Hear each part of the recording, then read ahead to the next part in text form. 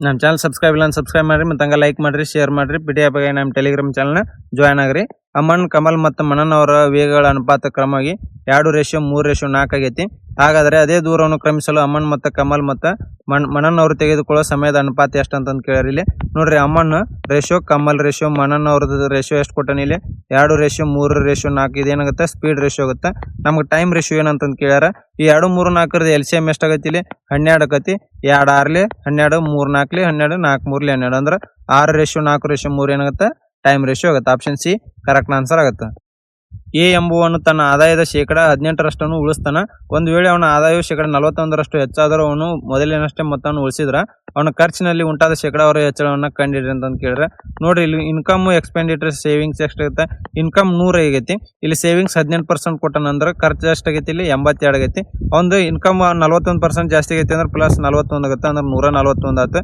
ಒಂದು savings same ಐತಿ ಅಂದ್ರೆ 18 ಉಳಿತೈತಿ. ಇಲ್ಲಿ ಎಕ್ಸ್ಪೆಂಡಿಚರ್ ಎಷ್ಟು ಜಾಸ್ತಿ ಆಗೈತಿ ಇಲ್ಲಿ ಖರ್ಚು 123 ಆಗುತ್ತೆ. ಪರ್ಸೆಂಟೇಜ್ ಆಫ್ ಎಷ್ಟು ಜಾಸ್ತಿ ಐತೆ ಅಂತ ಕೇಳಿ, ಇಲ್ಲಿ ಎಷ್ಟು ಜಾಸ್ತಿ ಆಗುತ್ತೆ ಇಲ್ಲಿ ನಮ್ಗೆ 41 ಜಾಸ್ತಿ ಆಯ್ತು ಅಂದ್ರೆ percentage of increase is equal to 41/82 into 100 ಮಾಡಿದ್ರೆ ಎಷ್ಟು ಪರ್ಸೆಂಟೇಜ್ ಜಾಸ್ತಿ ಆಗುತ್ತೆ 50% ಏನಾಗೈತಿ ಹೆಚ್ಚಳ ಆಗೈತಿ. ಆಪ್ಷನ್ ಬಿ ಇಲ್ಲಿ ಕರೆಕ್ಟ್ ಆನ್ಸರ್ ಆಗುತ್ತೆ. ಒಂದು ವಸ್ತುವಿನ ನಿಗದಿತ ಬೆಲೆ 18,000 ರೂಪಾಯಿ ಆಗೈತಿ. ಒಬ್ಬ ವ್ಯಾಪಾರಿಯು ಅದರ ಮೇಲೆ ಕ್ರಮವಾಗಿ 10% ಮತ್ತು 5% ಅಷ್ಟು 2 ರಿಯಾಯಿತಿಗಳನ್ನು ನೀಡ್ತಾರೆ. ಹಾಗಾದ್ರೆ ಆ ವಸ್ತುವಿನ ಮಾರಾಟ ಬೆಲೆ ಎಷ್ಟು ಅಂತಂದು ಕೇಳಿಲಿ.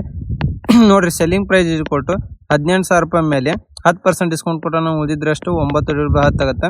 5% ಡಿಸ್ಕೌಂಟ್ ಅಂದ್ರೆ ಎಷ್ಟಾಗುತ್ತೆ 19.20 ಆಗುತ್ತೆ. 2 0 ಕ್ಯಾನ್ಸಲ್ ಮಾಡೋಣ, 2 9 18 ಆಗತ್ತೆ. ಇದು 810 ಇಂಟು 19 ಮಾಡಿದ್ರೆ ಎಷ್ಟಾಗುತ್ತೆ 15,390 ರೂಪಾಯಿ ಸೆಲ್ಲಿಂಗ್ ಪ್ರೈಸ್ ಆಗುತ್ತೆ. ಆಪ್ಷನ್ ಇಲ್ಲಿ ಡಿ ಕರೆಕ್ಟ್ ಆನ್ಸರ್ ಆಗುತ್ತೆ. ನಮ್ಮ ಚಾನಲ್ ಸಬ್ಸ್ಕ್ರೈಬ್ ಇಲ್ಲ ಸಬ್ಸ್ಕ್ರೈಬ್ ಮಾಡ್ರಿ ಮತ್ತು ಹಂಗೆ ಲೈಕ್ ಮಾಡ್ರಿ ಶೇರ್ ಮಾಡ್ರಿ. ಸಲ್ಮಾನ್ ಮತ್ತು ವಿವೇಕ್ ಸೇರಿ ಒಂದು ವಾರದಲ್ಲಿ 45,200 ಹೂಡಿಕೆ ಮಾಡಿದ್ರು. ವರ್ಷದ ಕೊನೆಯಲ್ಲಿ ಒಟ್ಟು ಲಾಭ 16,000 ರೂಪಾಯಿ ಐತಿ. ವಿವೇಕ್ ಅವರ ಪಾಲು 6,400 ಆಗಿತ್ತು. ಹಾಗಾದ್ರೆ ಅವ್ರ ಹೂಡಿಕೆಗಳ ನಡುವಿನ ವ್ಯತ್ಯಾಸ ಎಷ್ಟು ಅಂತಂದು ಕೇಳ್ಯಾರ. ನೋಡ್ರಿ, ಸಲ್ಮಾನ್ ಮತ್ತು ವಿವೇಕ್ ಅವ್ರದ್ದು ಇನ್ವೆಸ್ಟ್ಮೆಂಟ್ ಎಷ್ಟೈತಿ. ಸಲ್ಮಾನ್ ಒಂದು ಎಕ್ಸ್ ಆದ್ರೆ ವಿವೇಕ್ ಅನ್ನೋದು 45,200 ಒಳಗೆ ಎಕ್ಸ್ನ ಕಳಿಬೇಕು. ಟೈಮ್ ಏನಾಗುತ್ತೆ ಇಲ್ಲಿ 1 ವರ್ಷ ಆಗುತ್ತೆ. ಪ್ರಾಫಿಟ್ ಎಷ್ಟು ಕೊಟ್ಟರೆ ಇಲ್ಲಿ ವಿವೇಕ್ ಒಂದು 6,400 ಕೊಟ್ಟರೆ 6,400 ಉಳಿದಿದ್ದೆಷ್ಟು ಸಲ್ಮಾನ್ ಅವ್ರದ್ದು 9,600 ರೂಪಾಯಿ ಆಗುತ್ತೆ. Investment to time is equal to ಏನಾಗುತ್ತೆ ಇಲ್ಲಿ ಪ್ರಾಫಿಟ್ ಆಗುತ್ತೆ X into 1/45,200 minus X is equal to profit ratio ಎಷ್ಟೈತಿ ಇದು 9,600 6,400 ಐತಿ. 2 0 ಕ್ಯಾನ್ಸಲ್ ಮಾಡಿ ಇದು 8 12 8 8 ಆಗುತ್ತೆ. 4 3 4 3/2 ರೇಷಿಯೋ ಬರ್ತೈತಿ. ಕ್ರಾಸ್ ಮಲ್ಟಿಪ್ಲಿಕೇಷನ್ ಮಾಡೋಣ. ಇಲ್ಲಿ 2 X is equal to 1,35,600 minus 3 X ಆಗುತ್ತೆ. ಈ ಸೈಡ್ ಬಂದ್ರೆ 5 ಎಕ್ಸ್ ಆಗುತ್ತೆ. 5 ಎಕ್ಸ್ ಈಸ್ ಈಕ್ವಲ್ ಟು 1,35,600 ಆಗುತ್ತೆ. ಎಕ್ಸ್ ಈಸ್ ಈಕ್ವಲ್ ಟು ಎಷ್ಟಾಗತ್ತೆ ಇಲ್ಲಿ 27,120 ರೂಪಾಯಿ. ಇದು ಯಾರ್ದತ್ತೆ ಸಲ್ಮಾನ್ ಅವ್ರದ್ದು ಆಕತಿ. ವಿವೇಕ್ ಅವ್ರದ್ದು ಎಷ್ಟಾಗತ್ತೆ ಇಲ್ಲಿ 45,200 27,120 ಹೋದ್ರೆ 18,080 ರೂಪಾಯಿ ವಿವೇಕ್ ಅವ್ರದ್ದು ಹೋಗುತ್ತೆ. ಇವರಿಬ್ಬರದ್ದು ನಡುವಿನ ವ್ಯತ್ಯಾಸ ಕೇಳ್ಯಾರ. ವ್ಯತ್ಯಾಸ ಎಷ್ಟಾಗತ್ತೆ ಇಲ್ಲಿ 9,040 ರೂಪಾಯಿ ಆಗುತ್ತೆ. ಆಪ್ಷನ್ ಬಿ ಇಲ್ಲಿ ಕರೆಕ್ಟ್ ಆನ್ಸರ್ ಆಗುತ್ತೆ. ಸಪ್ನಾ 20,400 ಸರಳ ಬಡ್ಡಿಯಲ್ಲಿ ಹೂಡಿಕೆ ಮಾಡಿದ್ರು. ಅದರ ಒಂದು ಭಾಗವನ್ನು ವರ್ಷಕ್ಕೆ 14% ದರದಲ್ಲಿ ಮತ್ತು ಇನ್ನೊಂದು ಭಾಗವನ್ನು ವರ್ಷಕ್ಕೆ 11% ದರದಲ್ಲಿ ಹೂಡಿಕೆ ಮಾಡಿದರು.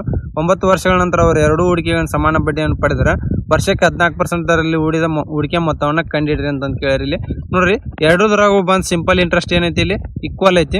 ಒಂದನೇದ್ರೊಳಗೆ 14% ಒಳಗೆ ಎಕ್ಸ್ಟ್ರಾ ಇನ್ವೆಸ್ಟ್ಮೆಂಟ್ ಮಾಡ್ಯಾಳ 9 ವರ್ಷಕ್ಕೆ /100 is equal to interest same ಬಂದೈತಿ 20,400 ಮೈನಸ್ ಎಕ್ಸ್ ಅಮೌಂಟನ್ನು ಇದರ ಎಷ್ಟು 11% ಒಳಗೆ 9 ವರ್ಷ /100 ಆಗುತ್ತೆ. ಈ 9 ಕ್ಯಾನ್ಸಲ್ 100 ಕ್ಯಾನ್ಸಲ್ ಆಗುತ್ತೆ.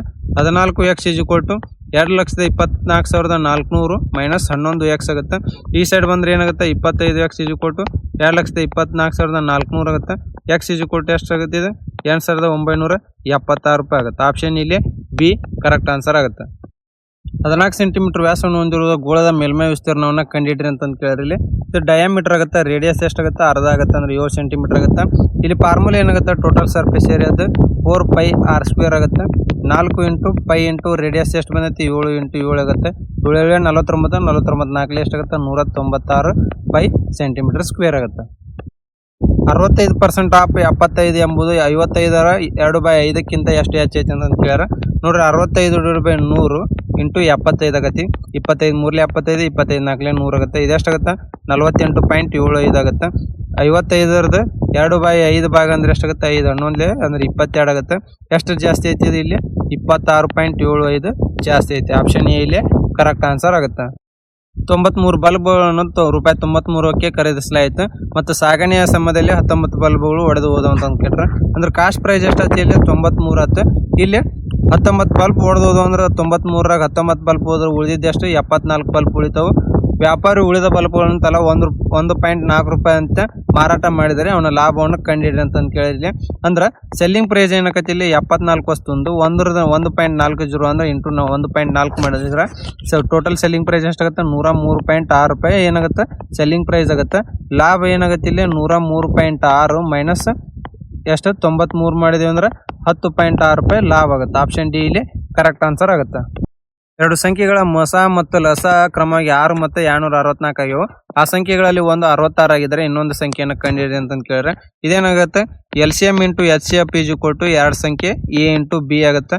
LCM ಎಷ್ಟೈತಿ 6 ಇಂಟು 264 = ಒಂದು ಸಂಖ್ಯೆ 66 ಆಗೈತಿ.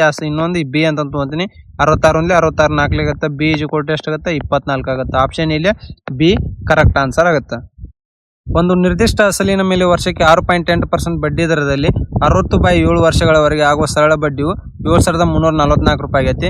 ಅದೇ ಅಸಲಿನ ಮೇಲೆ ವರ್ಷಕ್ಕೆ 9.7% ಸರಳ ಬಡ್ಡಿ ದರದಲ್ಲಿ 20/3 ವರ್ಷಗಳ ನಂತರ ಪಾವತಿಸಬೇಕಾದ ಒಟ್ಟು ಮೊತ್ತ ಎಷ್ಟು ಅಂತ ಕೇಳಿಲ್ಲ ನೋಡ್ರಿ. 6.8% ಒಳಗೆ 60/7 ವರ್ಷಕ್ಕೆ ಅಂದ್ರೆ ಇದು ಟೋಟಲ್ ಎಷ್ಟಾಗತ್ತೆ ಇಲ್ಲಿ 4/8 ಇದು ಏನಾಗುತ್ತೆ ರೇಟ್ ಆಗುತ್ತೆ. ಇದರದ್ದು ಅಮೌಂಟ್ ಎಷ್ಟು ಕೊಟ್ಟನ ಇದನ್ನ ವ್ಯಾಲ್ಯೂ 7,344 ಕೊಟ್ಟನ ಅಂದ್ರೆ ಇಂಟು ಎಷ್ಟಾಗತ್ತೆ ಇಲ್ಲಿ 126 ಆಕತಿ. ಕಾಸ್ಟ್ ಪ್ರಿನ್ಸಿಪಲ್ ಯಾವಾಗ 100% ಇರ್ತೈತಿ. 100 ಇಂಟು 126 ಮಾಡಿದ್ರೆ ಪ್ರಿನ್ಸಿಪಲ್ ಎಷ್ಟಾಗತ್ತೆ 12,600 ಆಕತಿ. ಇದಕ್ಕೆ ಸಿಂಪಲ್ ಇಂಟ್ರೆಸ್ಟ್ ಎಷ್ಟಾಗತ್ತೆ ಇಲ್ಲಿ 12,600ಕ್ಕೆ 20/3 ವರ್ಷಕ್ಕೆ 9.7% ಬಡ್ಡಿ ದರದೊಳಗೆ 20 ಕ್ಯಾನ್ಸಲ್ ಇಲ್ಲಿ ಈ 0 ಪಾಯಿಂಟ್ ಕ್ಯಾನ್ಸಲ್ ಆಗತ್ತೆ. ಇಲ್ಲಿ 3 ಒಂದ್ಲೆ 3 4 4 ಎರಡ್ಲೆ ಆಗುತ್ತೆ. ಇದೆಷ್ಟಾಗುತ್ತೆ 42 ಇಂಟು 2 ಇಂಟು 97 ಮಾಡಿದ್ರೆ ಬಡ್ಡಿ 8,148 ರೂಪಾಯಿ ಆಕತಿ. ಅಮೌಂಟ್ ಏನಾಗುತ್ತೆ 8,148 ಪ್ಲಸ್ 12,600 ಮಾಡಿದ್ವಿ ಅಂದ್ರೆ 20,748 ರೂಪಾಯಿ ಅಮೌಂಟ್ ಆಗುತ್ತೆ. ಆಪ್ಷನ್ ಎ ಕರೆಕ್ಟ್ ಆನ್ಸರ್ ಆಗುತ್ತೆ. ಗಂಟೆಗೆ 48 ಕಿಲೋಮೀಟರ್ ವೇಗದಲ್ಲಿ ಚಲಿಸುವ ಒಂದು ಬಸ್ ಒಂದು ಪ್ರಯಾಣವನ್ನು 9 ಗಂಟೆಗಳಲ್ಲಿ ಪೂರ್ಣಗೊಳಿಸುತ್ತೆ. ಅದೇ ದೂರವನ್ನು 12 ಗಂಟೆಗಳಲ್ಲಿ ಕ್ರಮಿಸಲು ಅದರ ವೇಗ ಎಷ್ಟಿರ್ಬೇಕಂತ ಕೇಳಿದ್ರೆ ಡಿಸ್ಟೆನ್ಸ್ ಏನಾಗುತ್ತೆ ಸ್ಪೀಡ್ ಇಂಟು ಟೈಮ್ ಆಗುತ್ತೆ. ಸ್ಪೀಡ್ ಎಷ್ಟು ಕೊಟ್ಟನ ಇಲ್ಲಿ 48, ಟೈಮ್ 9 ಅವರ್ ಕೊಟ್ಟನ. ಡಿಸ್ಟೆನ್ಸ್ 432 ಕಿಲೋಮೀಟರ್ ಆಗತಿ. ಇದೇ ಡಿಸ್ಟೆನ್ಸ್ ನಾವು ಎಷ್ಟು 12 ಗಂಟೆ ಒಳಗೆ ಹೋಗ್ಬೇಕು ಸ್ಪೀಡ್ ಎಷ್ಟಿರ್ಬೇಕು ಒಂದು 432 ರೂಪಾಯಿ 12 ಮಾಡಿದ್ರೆ ಎಷ್ಟಾಗುತ್ತೆ 36 km/h ಒಂದು ಸ್ಪೀಡ್ ಇರಬೇಕಾಗುತ್ತೆ. ಆಪ್ಷನ್ ಇಲ್ಲಿ ಇದನ್ನ 36 ಮಾಡ್ಕೊರಿ. ಆಪ್ಷನ್ ಡಿ ಇಲ್ಲೇ ಕರೆಕ್ಟ್ ಆನ್ಸರ್ ಆಗುತ್ತೆ.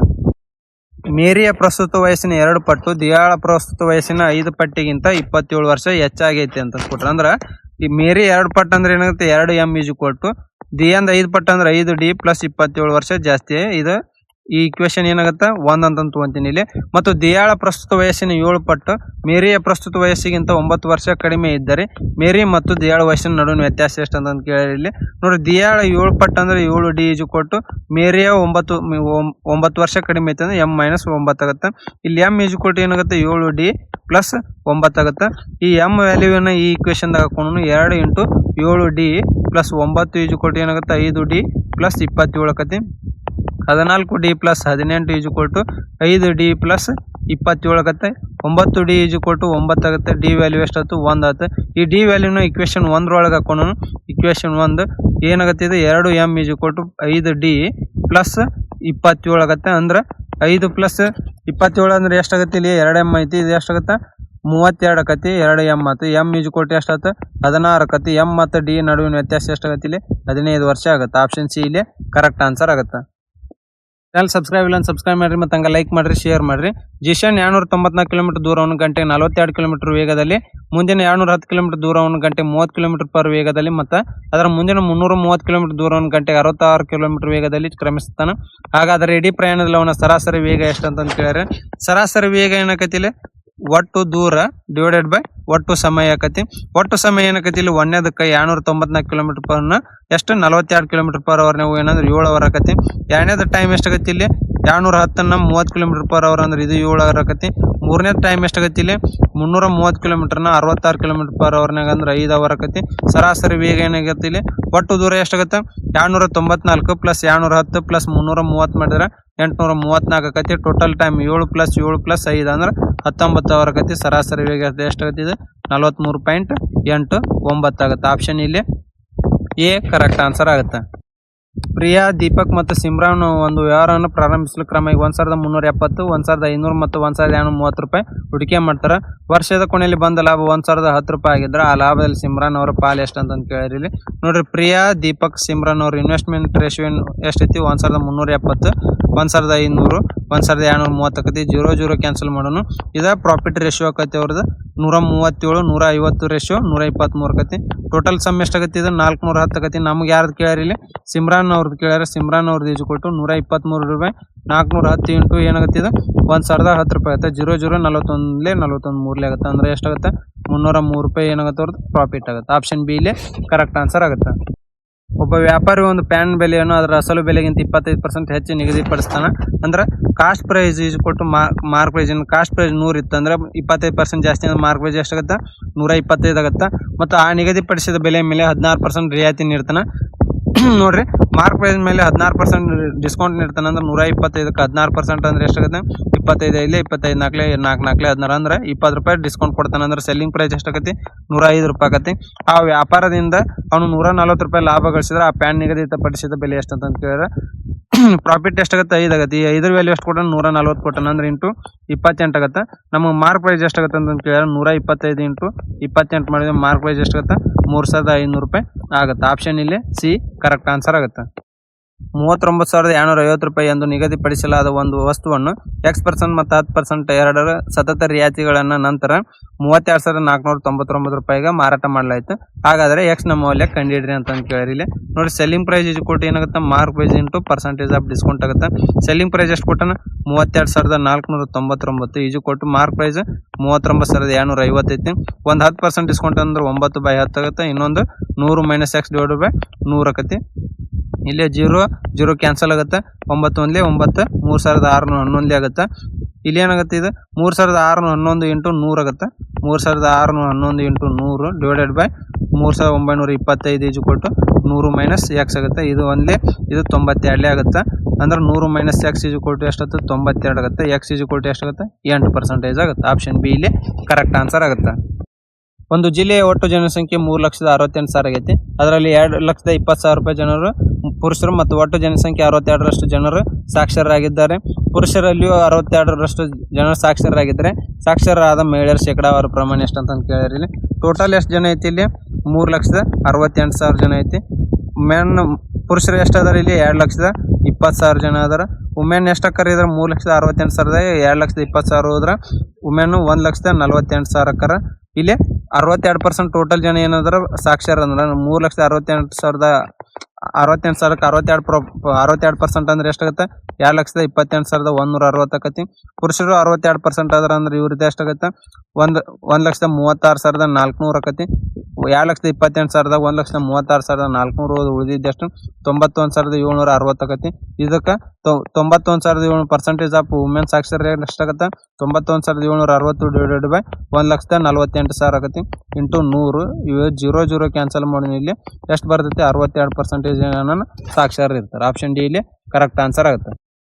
ಮೊದಲ ಸಂಖ್ಯೆ 20%, ಎರಡನೇ ಸಂಖ್ಯೆ 5/4 ಭಾಗಕ್ಕೆ ಸಮ ಆಗಿದ್ರೆ ಮೊದಲ ಸಂಖ್ಯೆ ಮತ್ತು ಎರಡನೇ ಸಂಖ್ಯೆ ನಡುವೆ ಅನುಪಾತ ಏನಂತ ಕೇಳ್ಯಾರ. ನೋಡ್ರಿ, 20% ಆಫ್ ಎ ಅಂದ್ರೆ 20/100 ಇಂಟು ಎ ಈಜು ಕೊಟ್ಟು 4/5 ಬಿ ಆಗುತ್ತೆ. ಇದು 21 25 5 ಕ್ಯಾನ್ಸಲ್. A/B ಏನು ರೇಷಿಯೋ ಆಗುತ್ತೆ?